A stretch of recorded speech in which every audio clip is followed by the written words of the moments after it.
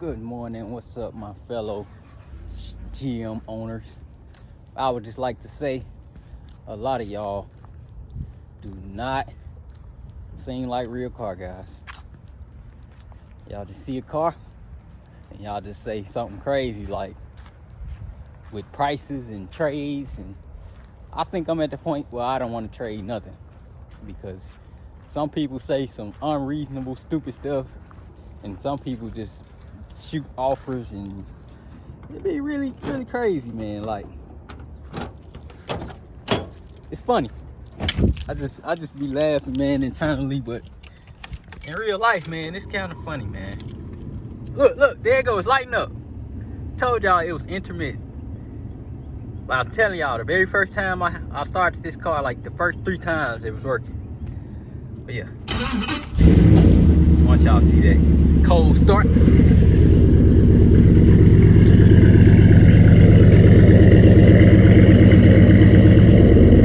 Kansas tag still.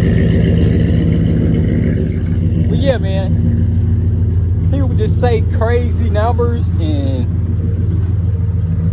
try to, I mean, to me, it's like an insult, man, because a lot of people, you know, they just see the work and they say, will you trade when you're done with all the work? What type of stuff is that? Why would I do all this work and trade you for a car that needs work? Like, the logic in that don't make sense at all. That's what I be saying, like, the logic, like, what sense do that make? And then I was just asked, will I trade this car for a Yukon 2003? I could see if it was like 2007. I could see if it was 2007, you know. I might actually would have traded for that. Hold on. I could see if this car was like, you know what I'm saying, a 2007 Yukon XL Suburban Denali. I would never trade for those short body styles, just FYI. Think about it like this. I want to say this to the real car people, man, and the people who aren't car people. So say you buy old school, right? I just want to put this in y'all head. You buy old school, right? I'm just say this car right here. Where's he go on the low side? 1500. Which you could, right now, you can never find this running for 1500 in this shape. If you ask me, depending on the area. Well, you could depend on the area. Like I said, no rust outs. Floor is good. Missing a little this and that. Need top, need paint. Like, in the bigger cities, you cannot find this for 1500. Okay, so you got this car running 1500, right? Then you want to put an LS in it, right? 1500. So I'm gonna say on the low side, DIY, 3,500, 4,000 on the swap. A clean swap, decent swap. Clean, decent swap, right? Okay, we got that. Let me close this garage. You at 5,000. You got some gauges you want to put in. It's all DIY, right? This ain't the people who paying for it to get done. This just DIY. You get the gauge, you at 1,000. You at 6,000 now. You got your exhaust, your tires. That's about 500 each. You're at 7,000. Right? And what in your right mind would say, I would sell this car for 5,000? You spent over $5,000. But yeah, a lot of y'all people seem like non-real car guys, because that literally don't make sense. Why would somebody do that? And why would somebody trade? Somebody asked me that too on this. Will you trade after you do all the work? What the hell type of sense do that make? Like, I just legit don't understand what's the logic in that. Why would I trade this car after I finish doing everything for your car that needs everything? It literally don't make sense. Like, I be looking at the comments like,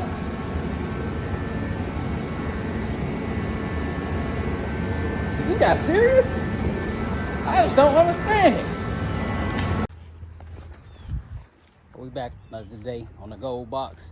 Still ain't been able to pull the harness out, but it's gonna happen within the next 2 days. Got stuff I got going on. So got the ball joints and the springs and the shocks decided, whoever the shipper is or whatever, decide to delay it, or I don't know how that works, man, but we ain't getting it this week. Let's say next week. So do springs and shocks next week sometime. I brought my book out so I could see. It's gonna be in this section, I'm believing. Yeah, it's gonna be over here. Try to match the lower dash and the door panels. Door panels kind of faded though, because they don't match. We're gonna see what we can get. And then y'all see how that got like fingerprints. So I got some like that, and I got some like this. So I'm gonna just try to see. This probably be the closest. See, we trying to go a little bit darker. It's too dark. Maybe that. A little bit too light. It actually, from a distance, don't look too bad. Let's see. It's that cinnamon. Yeah, this what I got for the dump, for the trunk on it. Which that video coming soon. It's that Carrera. Yep, Carrera. Nah. Yeah, we probably. What's up, y'all? It's hot as ever, and I'm back on the gold thing. So today I'm finally about to get this harness off, and then I got some suspension parts I can start putting on because of changing the front springs and shocks on this thing. Look at this dash. Horrible. I got the material to rewrap, but man, I'm not trying to do all this body work. Y'all remember, put the gauges in there, computer down there, old gauges. I always make a box full of old parts. Oh, look at this goddamn star. I always make a box for the old parts and put them all in there. That way, if the person who bought a car or me, or I need to change something else. So say if I put these gauges in there and I want to take these back out, I can just take them back out, put those back in there.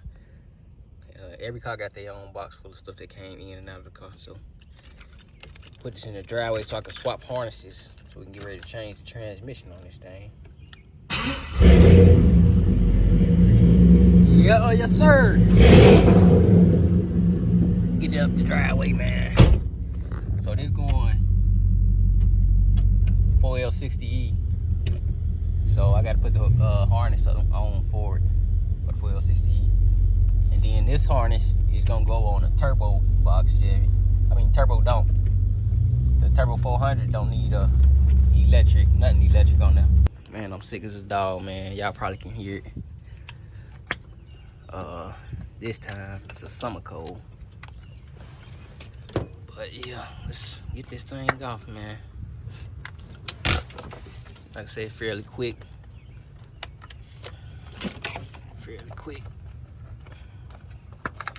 Yeah, that thing gonna probably need a new mouth connect on it.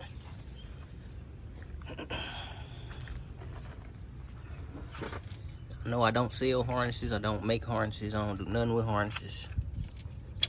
Don't even have the time.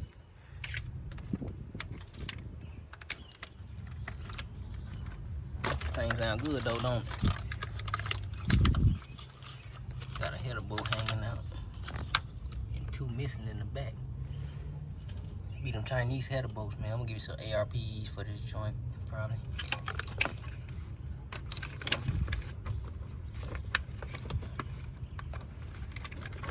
Alright, that's the main part of the harness off. Just got a ground in the back, and then what's that, the cam sensor in the back, oil sensor in the, not oil, cam sensor in the back, ground, and then so we got the cam sensor in the back, a ground in the back, and then the crank sensor down by the starter. And yeah, I gotta take this dang fender wheel off, and then take the wheel off, and then shoot, we'll be on something. I'm gonna disconnect this battery though. Alright, I think I pretty much got this harness off. This is the last thing right there behind the starter. So So, gotta take that off. And it should be alright. Now I gotta disconnect the power wire. That power wire actually could go inside the car to the battery, but it just look clean if you run it to the starter. You have less wire. So disconnect that, then connect the the new one up once I pull the harness all the way out from the inside of the car. So let me go ahead and disconnect that. It look like a 14. Disconnect that power, and then shoot, we'll pull the harness out. So this the new harness going in, and I had these harnesses. Let me let this dog stop. Alright, so got the harness down. I want to go get some zip ties and some snips. So yeah, look, this harness, this is it. This all to the harness. It ain't bulky. Also, I be trying to keep it clean, man. But that was just a 5.3 with a non-electric trans, and same exact kind of setup, but for L60E. So we got this and this to the speed sensor. They go into the computer. Everything else the same. Yep. Done by this harness guy, man, but he passed away. RP to him. But yeah, they both work great. I actually used that one on my engine stand. But let me go ahead and snip and get it connected so I can be on to something. And I had this OBD tube hooked up, so I'm gonna have to do that too. What is this tube? Data. Whew, gotta figure this out. Yep, man. So yeah, trying to clean it up a little bit, but the harness is on. This cable will be gone once the transmission get changed. I left these connectors up here. These are O2 sensors, and the one that was on here had different. This is the two trans pieces. All they go under the car, but this the one, the O2 sensors it had on it.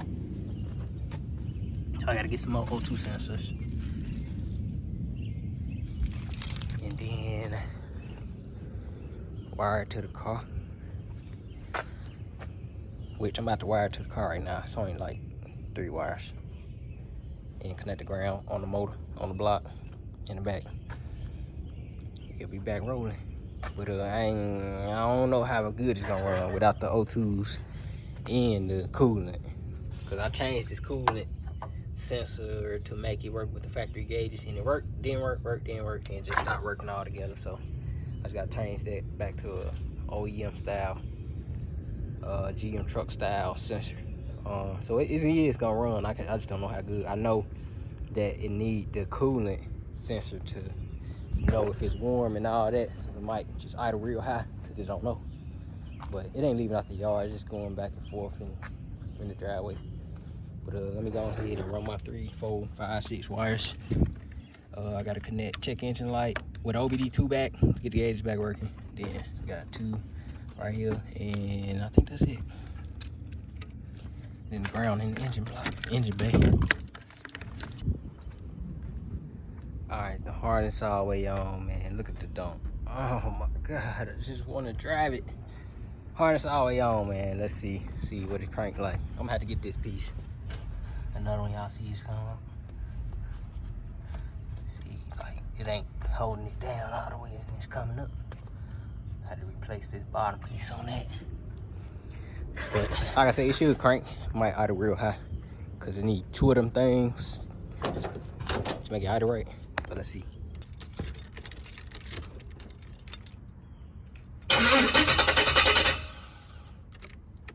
Don't sound like the fuel connected.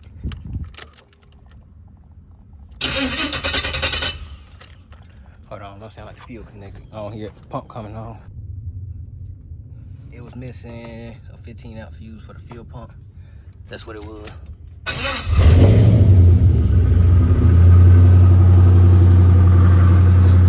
I hear it's idling kind of high. Hold on, let me connect these wires up for the gauge. It ain't even doing what I thought it was gonna do.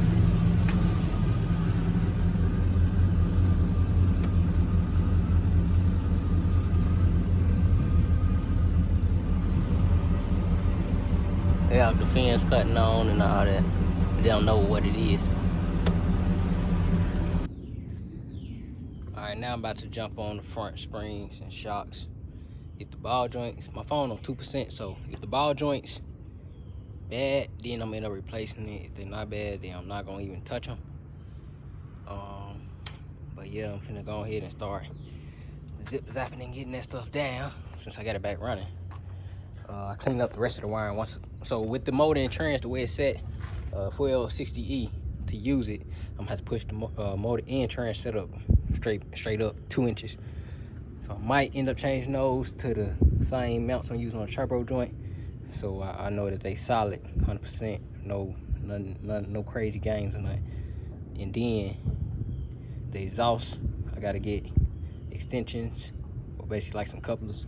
I'm gonna have to weld them up or clamp them. So I'm making the parts list that I gotta order. So I need a coolant temp sensor, the new motor mounts, and the O2 sensors. I think that's it. But a little at a time, I'm just going. And then once I start, I don't know if y'all heard the fans come on, but it came on because I didn't know what the temp was. So that's why the temp gotta be hooked up. If you don't know what it is, it's gonna start acting like crazy, doing sporadic stuff. So let me go ahead and start doing the suspension stuff.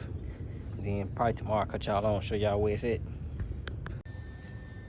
I just knew I was gonna get one side done. So the ball joints are actually okay.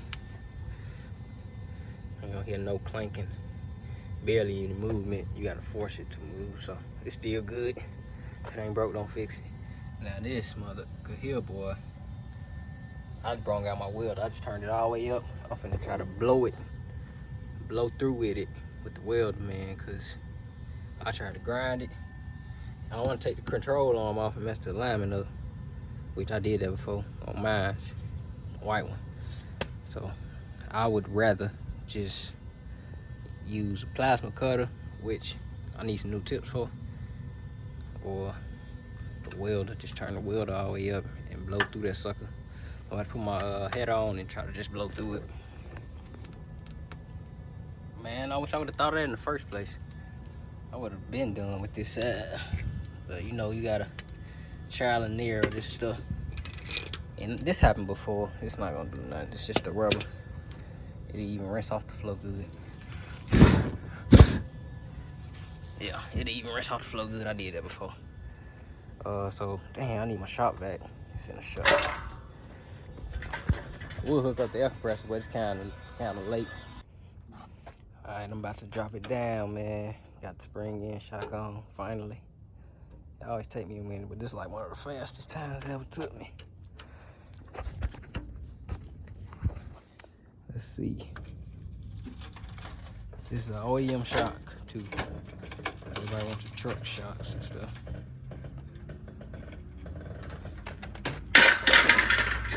It ain't that much higher, but it is higher. Shit, it's a lot higher than it was, though. A whole lot higher. Alright, after adding some air, man, yeah, it's definitely higher. So the tire needs some air. Show y'all. It ain't high as the blue box and the white box, but it's still high. It's gonna be at 29 and some change. And then come over here to the blue thing. It's at like 30. So it's up there, but it ain't high as them. So let's see what this one at.